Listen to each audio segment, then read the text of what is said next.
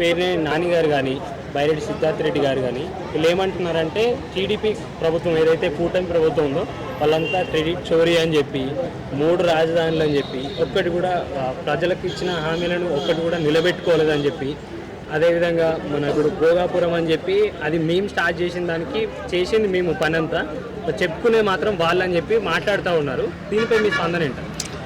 పోలవరం పీకేస్తాం అని అదే అసెంబ్లీ సాక్షిగా వాళ్ళ తోటి మంత్రులు అన్నారు. ఆయన కూడా ఒక మంత్రిగా చేశాడు. మరి ఏం చేశాడు అది చూపించుకోవాలి కదా. పీకేయలేకపోయారు. 5 సంవత్సరాలు నీకు టైం ఇచ్చారు, ఏం పీకలేకపోయావు? ఒక పోలవరం పీకా మా చంద్రబాబు చెబుతున్నాడు 75% పూర్తి చేశానని చంద్రబాబు నాయుడు గారు చెప్పారు. నువ్వేం పీకేయాలి కదా, ఏం పీకలేకపోయావు? అట్టాగే నడుస్తుంది. అట్టాగే మెడికల్ కాలేజీలు అన్నావు, 4 కాలేజీలు 2 కాలేజీలు కట్టావు, 14 కాలేజీలకి శంకుస్థాపన చేసావు. ఏమన్నా ప్రయోజనం ఉందా? ఇంచ కూడా ఒక ప్రయోజనం అనేది కనపడలా. అలాగే రేషన్ బియ్యం అనేది సోమరిపోతు చేసావు. రేషన్ బియ్యం బయట దేశాలకు అలవాటు చేసావు, పబ్లిక్గా దొరికావు. ఇక నువ్వు కూడా వచ్చేసి బయటకు వచ్చేసి మాట్లాడుతుంటే ఇక జనం ఏమంటారు? నీకు ఏం మాట్లాడో చెబుతారు. నువ్వు ముఖ్యంగా 3 రాజధానులు అన్నప్పుడే వైసీపీ కాంగ్రెస్కు ప్రాణం పోయిందయ్యా. ఇప్పటికైనా నువ్వు నీలాంటి వాళ్ళు ఆ జిల్లాలో మరి ఎందుకుంటున్నారో మాకు అర్థం కావట్లా. గుంటూరు కృష్ణా జిల్లాలో అమరావతి అంటే ఓన్లీ అమరావతి ఒక్క ఏరియా కాదయా, నీ జిల్లా వచ్చింది. నీ జిల్లా పక్కన ఉన్న 10 గ్రామాలు కూడా కలుస్తాయి. నువ్వు హైదరాబాద్లో చూసావు కదా, నువ్వు ఉండేది హైదరాబాద్లోనే. హైదరాబాద్ ఎట్లా డెవలప్మెంట్ అయింది? అంతకుముందు మణికొండ తెలుసా, పటాన్ చెరువు తెలుసా, ఇది బాలనగర్ తెలుసా? ఐడిపిఎల్ పెట్టినాక బాలనగర్ గుర్తింపు వచ్చింది. అన్ని ఏరియాలు నువ్వు తిరుగుతున్నావు కదా, నీకు తెలుసు కదా. నువ్వు కూడా ముందు తెలుసుకోవాలి. జగన్మోహన్ రెడ్డి గారు నీలాంటి వాళ్ళే చెప్పాలి. జగన్ సార్ రాజధాని ఒకటే ఉండిద్ది సార్ దేశంలో ఎక్కడైనా కానీ అని నీలాంటి వాళ్ళే చెప్పాలి. నీలాంటి వాళ్ళే ప్రోత్సహించాలి. అక్కడ జరుగుతున్న పనులు చూడాలి. అరే ఆగిని అనేది నువ్వు మాట్లాడాలి. మునిగిద్ది అంటావు. ఏంటయ్యా మునిగేది? నీళ్ళు వస్తే దేశమే మునిగిద్ది. చుట్టూ బాగా సముద్రమే ఉంది. సముద్రం లేకుండా దేశం ఏమి లేదు. ఏడైనా మునిగిద్ది. మునిగినా కానీ ఒక విలువ ఉండాలయ్యా.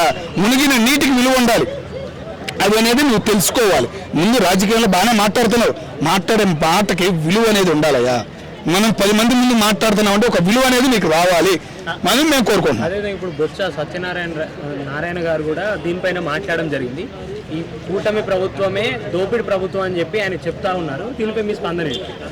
ముఖ్యంగా బొత్స సత్యనారాయణ గారు ఏది మన దోపిడీతనం గురించి మాట్లాడటం అనేది హేరంగా ఉంటుంది. ఎందుకు ఆ మాట అంటున్నానంటే కాంగ్రెస్ పార్టీ అంటేనే ఒకప్పుడు దోపిడీ రాజ్యం. ఆయన సీనియర్, కాంగ్రెస్ పార్టీలో సూపర్ సీనియర్. ఆయన మాట్లాడారని మీరు అంటున్నారు కానీ ఆయన దోపిడీల గురించి ఎప్పుడు మాట్లాడు. ఆయనకు విధానం అనేది తెలుసు. రాజధాని ఒకటే ఉంటుందని ఆయన కూడా అప్పుడు ఒప్పుకున్నాడు. ఓకేనా, చాలా మీటింగ్లు పెట్టారు. అక్కడే రాజధాని అమరావతి కరెక్ట్ అని చెప్పాడు ఆయన. 2 జిల్లాలకి మధ్యలో ఉంటుంది. అటు రాయలసీమకి ఇటు వైజాగ్కి ఈజీగా ఉంటుంది. వైజాగ్ టౌన్లో అనేది వద్దు రాజధాని అనేది ఆయన ఒకప్పుడు అన్నాడు. ఆయనకు తెలుసు కాబట్టి దోపిడీల గురించి అట్లా మాట్లాడతారు. ఆయన గురించి ఎవరు పట్టించుకోరు. మొన్న పవన్ కళ్యాణ్ గారు పిఠాపురం వెళ్ళినప్పుడు సంక్రాంతి సభల్లో నాకు రాజకీయం అంత పెద్దగా తెలీదు, అంటే ఇప్పుడిప్పుడే స్టార్టింగ్ నేర్చుకుంటున్నాను, మాట్లాడుతున్నాను అనే మాటలకి బైరెడ్డి సిద్ధార్థ రెడ్డి గారు ఏమని చెప్పారంటే నీకు రాజకీయం తెలియనప్పుడు ఇంట్లో కూర్చోవాలి, వీడికి వచ్చి రాజకీయం నాకు చేస్తా నేను చూస్తా అని చెప్పి చేయట్లేదు. ఇది సినిమాలు కాదు, నీ సినిమాలే ఫ్లాప్ అవుతున్నాయి, నీ రాజకీయం ఏం నిలబెట్టుకుంటావు, ఖచ్చితంగా వచ్చేది జగన్మోహన్ రెడ్డి గారి ప్రభుత్వమే 2029-28లో అని చెప్పి చెప్తా ఉన్నారు. దీనిపై ఆయన బైరెడ్డి అని ఆయన హైదరాబాద్లో ఉంటాడు. ఆయనకి రాజకీయం తెలియదు. ఒకప్పుడు పవన్ కళ్యాణ్ హైదరాబాద్లో ఉంటాడు, చంద్రబాబు హైదరాబాద్లో ఉంటాడు. నువ్వు ఆడుంటున్నావు? హైదరాబాద్లో ఉంటున్నావు. నువ్వు మాట్లాడు, మాకు నీకు మాట్లాడే హక్కు కూడా లేదు. నువ్వు వచ్చి అమరావతిలో తిరుగు, ఆయన పిఠాపురంలో తిరుగు, ఏం జరుగుతున్నాయి ఏంది అనేది నీకు తెలిసింది. ఎందుకంటే నువ్వు కూడా వెళ్ళావు, పిఠాపురం రోడ్లు చూసావు, హైదరాబాద్ రోడ్లు చూసావు, ఓకేనా, ఏది విజయవాడ రోడ్లు చూసావు, వైజాగ్ వెళ్ళే రోడ్లు చూసావు. అప్పుడు రోడ్లు ఎట్లా ఉన్నాయి, ఇప్పుడు రోడ్లు ఎట్లా ఉన్నాయి అనేది నీకు అవగాహన వచ్చింది. నువ్వు ₹1,00,000 ఇచ్చి సోమరిపోతులు చేసావు. కానీ అదే జనం కష్టపడి 2 లక్షలు సంపాదిస్తున్నారు ఇప్పుడు మా రాష్ట్రంలో అని గర్వంగా మేము చెప్పుకోగలుగుతున్నాం కూటమి ప్రభుత్వం వల్ల, ముఖ్యంగా చంద్రబాబు నాయుడు గారు, పవన్ కళ్యాణ్ లాంటి నాయకుల వల్ల అని మేము గర్వంగా చెప్పుకుంటున్నాం. అలా మీ నాయకుడు చెప్పుకునేటట్టు మీరేమైనా చేయగలరా? ఒక్క మాట ఏదైనా చెప్పగలరా? రానున్న రోజుల్లో డ్రోన్ అంబులెన్స్లను లాంచ్ చేస్తామని చెప్పి చంద్రబాబు నాయుడు గారు చెప్పడం జరిగింది మొన్న ప్రెస్ మీట్లో. దీనిపై మీ స్పందన ఏంటి? అవునా, వస్తుందన్న. వైద్యానికి బాగా విలువిస్తున్నారు. వైద్యానికి ఒక హక్కు అనేది ఏర్పాటు చేస్తున్నారు. ఎన్టీఆర్ దాని సేవ మీద చాలా పరంగా వైద్యం అనేది అందుతుందన్న. ఓకేనా, ఎందుకంటే అక్కడ జనాలకు పెద్ద పెద్ద వాళ్ళకి, ఏజ్ బోర్ వాళ్ళకి పెన్షన్లతో పాటు ఈ వైద్యం అనేది చాలా ఇంపార్టెంట్ అయింది. వాళ్ళు నిలబడుతున్నారు ఈ రోజు అంటే పెన్షన్ వల్ల ప్లస్ ఈ వైద్యం వల్ల కూడా గ్రామాలకు తిరుగుతున్నారు. వైద్యం అనేది అందుబాటులో ఉండేటట్టు చంద్రబాబు నాయుడు గారు చేస్తున్నారన్న. అదేవిధంగా చంద్రబాబు నాయుడు గారు చెప్తా ఉన్నారు ఏమని, పెట్టుబడిదారులు ఏది కియా కానీ, సైబరాబాద్ కానీ, గూగుల్ కానీ ఇవన్నీ కూడా పెట్టుబడి పెట్టడానికి ఆసక్తి చూపుతున్నారు మన ఆంధ్రాలో.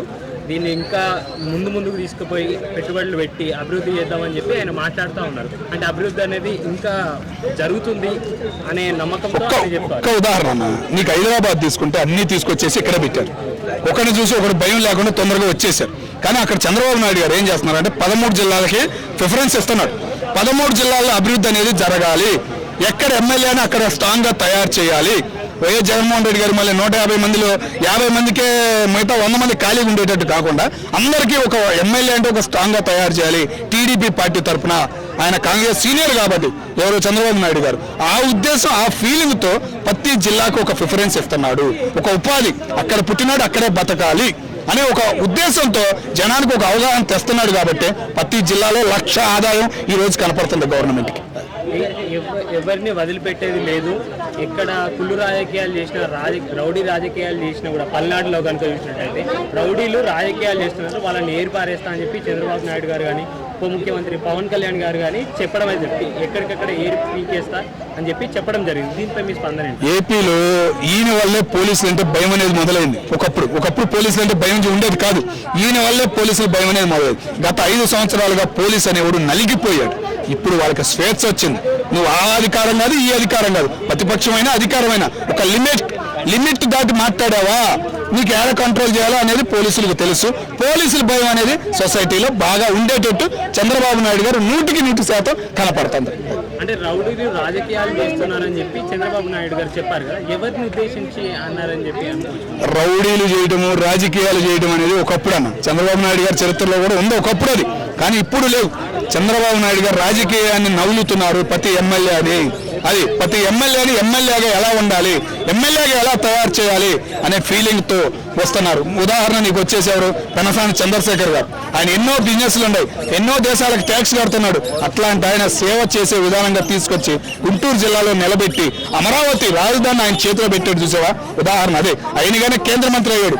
గత 9 సంవత్సరాలు 3 ఏళ్ళ నుంచి 3 టైమ్స్ మనకి మంత్రులు పదవులే రాలే. అంతకుముందు 10-15 ఉండేవి, కానీ ఇప్పుడు వచ్చినాయి. చంద్రబాబు నాయుడు గారిని చూసి మన పార్టీ తెలుగుదేశం పార్టీ కూటమి ప్రభుత్వమే బీజేపీకి అవసరం వచ్చేటట్టు చేశాడు చూసావా, దట్ ఈస్ చంద్రబాబు నాయుడు గారు. అంటే నెక్స్ట్ సారి కూడా ఇదే గవర్నమెంట్ మేము ఒక్కటే కోరుకుంటున్నామన్నా, కరుణానిధి గారు వీల్ చైర్లో కూర్చుని 15 సంవత్సరాలు 3 సార్లు లైన్గా కింగులాగా 95 దాకా కొట్టాడు చూసావా, సేమ్ అట్లాగే మా చంద్రబాబు నాయుడు గారు స్ట్రాంగ్గా నిలబడి ఇంకో 10 ఏళ్ళు కొడతాడు. ఆన్లో డౌట్ అనేది లేదు. మాకు ఒక రాజధాని హైదరాబాద్ అనగానే చంద్రబాబు నాయుడు గారు గుర్తొస్తారు. ఆంధ్రాకు కూడా చంద్రబాబు నాయుడు గారు అన్నగానే అమరావతి గుర్తొచ్చేలాగా చేస్తాడని ఆశ అయితే మాకు. అమరావతిలో పనులు అనేది త్వరగా చేపడుతున్నారని చెప్పి వార్తలు అయితే వినిపిస్తూ ఉన్నాయి. అంటే ఇంజనీర్లను కానీ వాళ్ళని పని చేయనులను అక్కడనే సస్పెండ్ చేయడం కానీ చంద్రబాబు గారి మాటల్లో కానీ పనితీరులో కానీ కనిపిస్తూ ఉంది. దీనిపై మీ స్పందన? సింగపూర్ తెలుసా నీకు? సింగపూర్ ఇంజనీరింగ్ అనేది ఇక్కడ మొదలయ్యింది. వైఎస్ రాజశేఖర రెడ్డి వాళ్ళ ఇంజనీరింగ్ చీప్ అయ్యి చాలా మంది ఇంజనీరింగ్లు సింగపూర్, మలేషియా వెళ్ళి బాగా స్ట్రాంగ్గా తయారయ్యారు. చంద్రబాబు నాయుడు గారు, వైఎస్ రాజశేఖర రెడ్డి లాంటి వాళ్ళ వల్ల ఆ ఇంజనీరింగ్స్ ఇక్కడ పనిచేస్తున్నారు.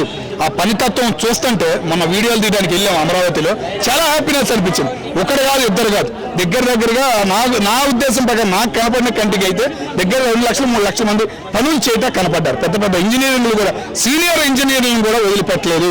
కారులో తీసుకొచ్చి వాళ్ళ లొకేషన్లో చూస్తుంటే చాలా హ్యాపీనెస్ అనిపించింది. రిటైర్ అయిన చాలా మంది ఇంజనీరింగ్లు ముందుకొచ్చి చంద్రబాబు నాయుడు గారికి ఈ విధంగా సాయం చేస్తున్నారు. ఒక ఇంజనీరింగ్ అడిగా, ఏం సార్ ఏదైంది రిటైర్ అయిపోయింది నాకు తెలిసిన ఇంజనీరింగ్, మీరేంటి సార్ అంటే చేయాలి, ఈ టైంలోనే చేయాలి మా బాబు గారికి అన్నాడు. ఆ మాట చాలా హ్యాపీనెస్ అనిపించింది.